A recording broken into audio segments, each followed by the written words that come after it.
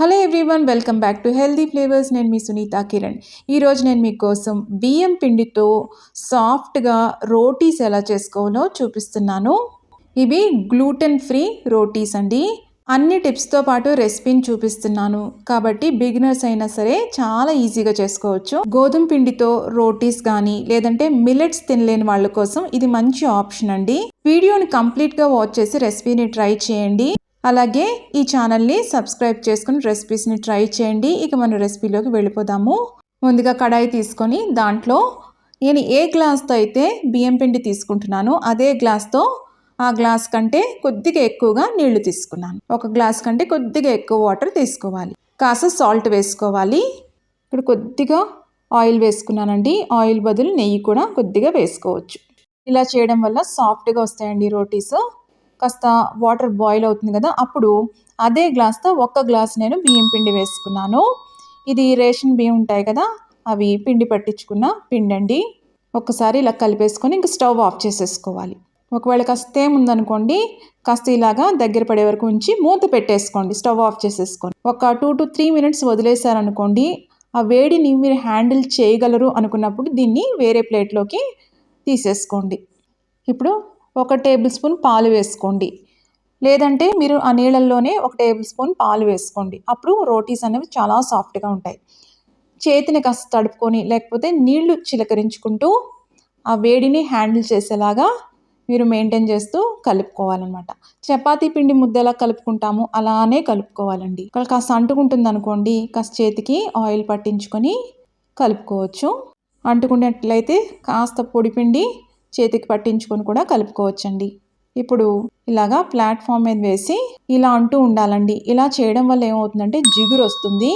ఇంకోటి ఏంటంటే రోటీస్ అన్నవి ఆ రొట్టెలు చేసినప్పుడు క్రాక్స్ అన్నవి రావు. వీటిని అక్కీ రోటీ అంటారండి. ఎక్కువగా కర్ణాటక సైడు చేస్తూ ఉంటారు. చాలా టేస్టీగా ఉంటాయండి. చూసారా ఎంత సాఫ్ట్గా వచ్చిందో. ఇంకొకటి, బియ్యం పిండి పట్టించుకున్న పిండిని నెల వరకు మాత్రమే రొట్టెలు చేసుకోవడానికి వాడాలండి. తర్వాత వాడినట్లయితే, లేకపోతే నిలబడి తెచ్చుకున్నారనుకోండి రెడీమేడ్ అయితే, అప్పుడు ఏమవుతుందంటే క్రాక్స్ వచ్చేస్తాయి అనమాట. రోటీస్కి సరిగ్గా రావు. అన్నీ ఫాలో అయినా సరే నేను చెప్పింది చెప్పినట్టుగా ఫాలో అయితే మీకు కరెక్ట్గా సాఫ్ట్ రోటీస్ వస్తాయండి. చూసారా, అసలు క్రాక్స్ అనేది లేకుండా ఇలాగా బాల్ లాగా చేసుకోండి. చూసారా ఎంత సాఫ్ట్గా ఉందో. ఇప్పుడు వీటిని ఈక్వల్ పోర్షన్స్గా డివైడ్ చేసుకోవాలి. మనకి ఏ సైజు కావాలో ఆ సైజులో మనం బాల్ని రెడీ చేసుకోవాలండి. మిగిలిన ముద్దని మనం గిన్నెలో పెట్టేసుకొని మూత పెట్టుకోవాలి. ఎందుకంటే తడి అనేది ఆరిపోకూడదు. ఇప్పుడు కాస్త ఇలా ప్రెస్ చేస్తూ ఇలా బాల్లో చేసుకున్న తర్వాత ఇలా ఒత్తుకోవాలండి.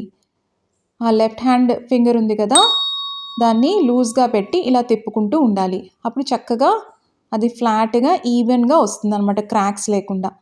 ఇప్పుడు రోలింగ్ పిన్తో జెంటిల్గా ఒత్తుకోండి. చపాతీలాగా సాగదు కదా, కాస్త పొడిపిండి కూడా వేసుకుంటూ ఇలా తిప్పుకుంటూ జెంటిల్గా ఒత్తుకుంటే సరిపోతుందండి. కాస్త చుట్టూరు కొద్ది క్రాక్స్ వచ్చినట్టు వస్తాయి, అయినా కానీ ఏమీ పర్వాలేదు. కావాలంటే మీరు ఒక రౌండ్ షేప్ది తీసుకొని కూడా కట్ చేసుకోవచ్చు. మరీ పతలాగా చేసుకోవద్దండి. చూసారా, ఆ మాత్రం మందం ఉండాలి. ఇప్పుడు పెనం అనేది వేడిగా ఉండాలండి. ఈ రైస్ రోటీకి పెనం ఫస్ట్ చాలా వేడిగా ఉండాలి. చూసారా, ఫస్ట్ ఆ బబుల్స్ స్టార్ట్ అవుతాయి చూసారా, అప్పుడు రెండో వైపుకి తిప్పుకోండి.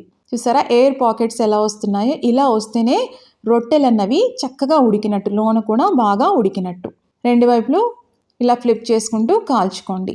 మీరు వీటిని తీసుకునేటప్పుడు వేరే ప్లేట్లో ఒక నాప్కిన్ వేసుకొని రెడీ పెట్టుకోండి, ఒక కాటన్ నాప్కిన్. అప్పుడు అందులో తేమ ఏమైనా ఉంటే ఆ నాప్కిన్ పీల్చుకొని ఏ రోటీస్ అయినా సరే నాప్కిన్లో వేసుకుంటే చక్కగా సాఫ్ట్గా ఉంటాయండి. ఇప్పుడు మనకి రెడీ అయిపోయిందండి. ప్లేట్లోకి తీసుకోండి. ఎగ్జాక్ట్గా మీకు రౌండ్గా కావాలి అనుకుంటే ఇలా ఏదైనా రౌండ్ దాంతో ప్రెస్ చేసుకొని ఎక్స్ట్రాదంతా తీసేసుకోండి. అది మళ్ళీ వేరే పిండితో కలుపుకొని రోటీస్ని చేసేసుకోవచ్చు. ఇప్పుడు చూసారా ఎంత పర్ఫెక్ట్గా రౌండ్గా వచ్చిందో. చూసారా, ఈ మాత్రం మందం ఉండాలి. మరి పతలాగా సన్నగా అయిపోయాయి అనుకోండి, అప్పుడు ఏమవుతాయంటే ఎక్కువ పొంగవు. చూసారా ఇప్పుడు ఎంత చక్కగా పొంగిందో. మీరు కావాలంటే దీని మీద బటర్ కూడా రాసుకోవచ్చండి, మీ ఇష్టం. అలా చేసినా కూడా చాలా టేస్టీగా ఉంటుంది. నెయ్యి వేసుకోవచ్చు, లేకపోతే ఆయిల్ అప్లై చేసుకోవచ్చు. సాఫ్ట్గా, బాగా సాఫ్ట్గా ఉండాలి అనుకుంటే. లేకపోతే ఏం పర్వాలేదండి, వేడివేడిగా తీసుకుంటే అవి చాలా సాఫ్ట్గా ఉంటాయి. పూర్తిగా ఆప్షనల్, మీ ఇష్టం. టేస్ట్ ప్రకారం ఇలాగ బటర్ అప్లై చేసి చూపిస్తున్నాను. రెండు వైపులు కాల్చుకోండి. అన్నీ రెడీ అయిపోయినాయండి. ఇప్పుడు సర్వ్ చేయడమే. ఎక్కువగా రైస్ క్వాంటిటీ తీసేసుకుంటున్నాము అని ఇబ్బంది పడతారు కదా కొంతమంది డైటింగ్‌లో ఉన్నప్పుడు. అలాంటప్పుడు ఇవి 2 రోటీస్ చిన్న సైజు తీసుకొని ఎక్కువగా కూర తీసుకోండి. అప్పుడు చాలా బావుంటుంది. రైస్ తిన్నట్టు ఉంటుంది. అలాగే క్వాంటిటీ తగ్గించినట్టు ఉంటుంది. అలాగే థైరాయిడ్ వాళ్ళు రోటీస్ తినాలి అనుకున్నప్పుడు మిల్లెట్స్ తీసుకోలేరు కదండీ! మరి అలాంటప్పుడు గ్లూటెన్ కూడా అవాయిడ్ చేయాలి అనుకున్నప్పుడు ఇది మంచి ఆప్షను. తప్పకుండా ట్రై చేయండి. ఎలా వచ్చిందో కూడా కామెంట్స్‌లో పెట్టండి. చూసారు కదా ఎంత సాఫ్ట్‌గా ఉన్నాయో. అలాగే ఎయిర్ పాకెట్స్ కూడా పర్ఫెక్ట్‌గా వచ్చాయండి. పర్ఫెక్ట్‌గా అవి కుక్ అయ్యాయి. మీకు గనక ఈ రెసిపీ నచ్చినట్టయితే లైక్ చేయండి, షేర్ చేయండి. ఇలాంటి ఇంట్రెస్టింగ్ రెసిపీస్ కోసం హెల్తీ ఫ్లేవర్స్ ఛానల్‌ని సబ్స్క్రైబ్ చేసుకోండి. మన ఛానల్‌లో రెసిపీస్ అన్నీ కూడానండి టిప్స్‌తో ఉంటాయండి. కాబట్టి బిగినర్స్ కూడా చాలా ఈజీగా చేసుకోవచ్చు. దీన్ని ఒక మంచి స్పైసీ కర్రీతో తీసుకుంటే చాలా బావుంటుందండి. రోటి పచ్చడితో కానీ, ఏ కాంబినేషన్ అయినా కూడా చాలా బావుంటుంది. ఇక్కడ నేను మునక్కాడ మసాలా కర్రీతో సర్వ్ చేశాను. అలాగే పుదీనా రోటి పచ్చడితో సర్వ్ చేశానండి. ఈ మునక్కాడ మసాలా కర్రీ రెసిపీ కూడా అప్లోడ్ చేస్తున్నాను. దాన్ని కూడా వాచ్ చేసి ట్రై చేయండి. మళ్ళీ మరొక ఇంట్రెస్టింగ్ రెసిపీతో మిమ్మల్ని కలుస్తాను. అంతవరకు stay healthy, happy. Thank you.